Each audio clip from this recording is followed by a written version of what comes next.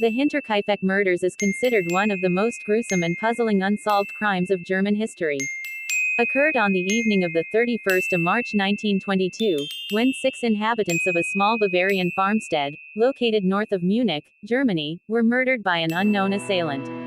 The 6 victims were Andreas Gruber, his wife Kazalia Gruber, their widowed daughter Victoria Gabriel, Victoria's children, Kazalia and Joseph, and the maid, Maria Baumgartner. They were all found struck dead with a mattock. What's more chilling is the fact that the murderer appeared to have lived on the farm for 6 days after committing the crime.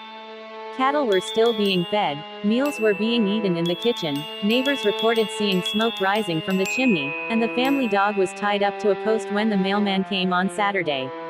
Authorities concluded that the perpetrator had stayed on the farm until the day the bodies were discovered. Adding to the chilling nature of the crime was the fact that Maria, the family's new maid, was killed on the very same day she was hired to replace the previous maid, who had quit 6 months earlier because she claimed that the house was haunted. Andreas also reported that the family had begun to hear footsteps and voices in the attic. In addition, he discovered scratches on the family's tool shed and a set of house keys was missing. He even spotted a pair of unfamiliar footsteps leading from the woods toward the back entrance of the family's home. There were some strange occurrences in and around Hinterkaifek sometime shortly before the attack. Andreas Gruber found a strange newspaper from Munich on the property in March 1922. He could not remember buying it and initially believed that the postman had lost the newspaper. This was not the case, however, as no one in the vicinity subscribed to the paper. Just days before the murders, Gruber told neighbors he had discovered tracks in the fresh snow that led from the forest to a broken door lock in the farm's machine room.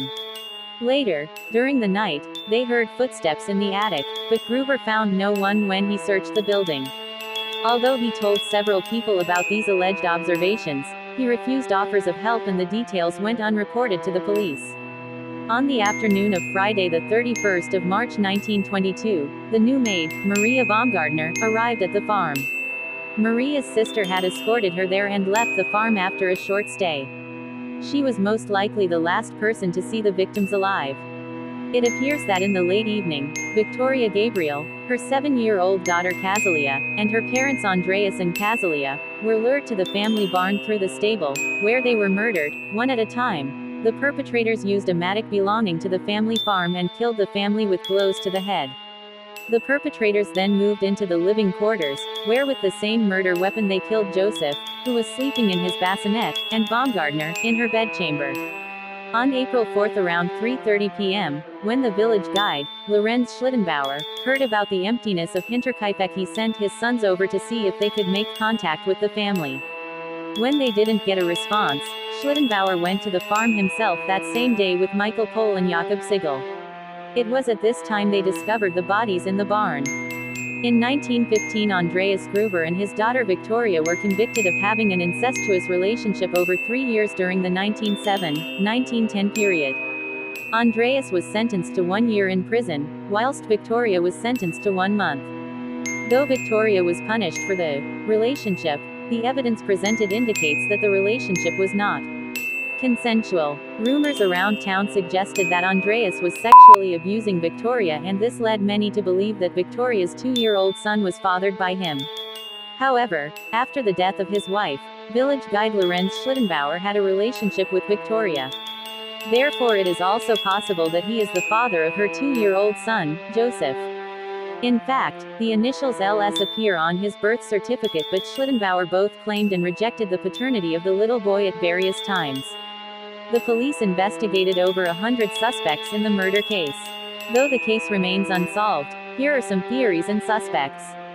Lorenz Schlittenbauer was one of the men who discovered the bodies at Hinterkaifek, but it was the way he acted after the discovery that had people speculating that he had something to do with the Gruber family's death.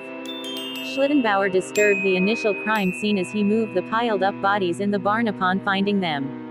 He explained his actions by claiming he was worried that his son, Joseph, could have been under the hay too. This is possibly a genuine response, yet he had previously rejected the paternity of Joseph. When he didn't find Joseph amongst the dead, he moved into the house. The 2 men he was with, Michael Pohl and Jakob Sigel, both said that they heard Schlittenbauer open the front door with a key. Could this be the key that had gone missing? Or was there another reason Schlittenbauer owned a key to the Gruber home?